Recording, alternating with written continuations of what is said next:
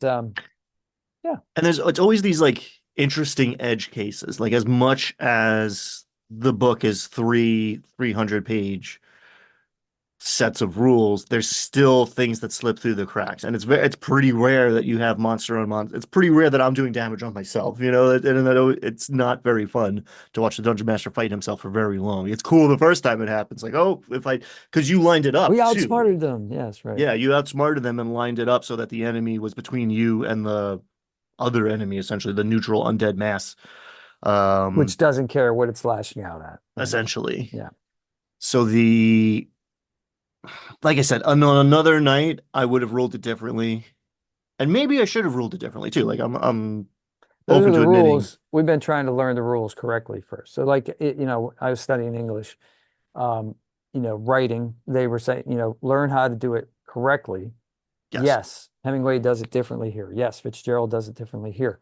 But learn the correct way to do it, and then you can break the rules. yes, Right. yeah. And that's kind of where we're back at that. And it's refreshing in a lot of ways and a good learning experience to put yourself back into that beginner's mind.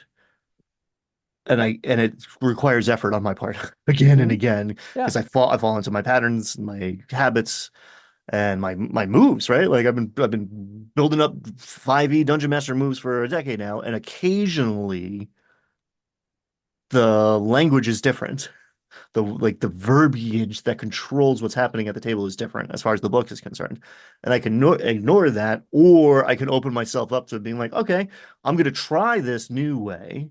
We're going to see how it interacts with all of the other new things that I might not even be aware of yet. Hmm. And then I am going to judge it and decide what my preference is. But we are so, especially in this day and age, we're very quickly eager to jump to conclusions because we just want, in a D&D context, we want to keep things moving as the dungeon master.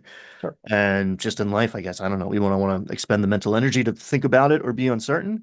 But it is useful to spend a little more time in that mental space of like, I don't know. Let's find out together.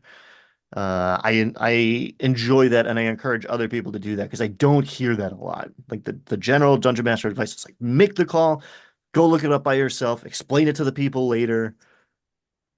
And yeah, sometimes that's the right answer, but I don't think that is always the right answer or often the right answer.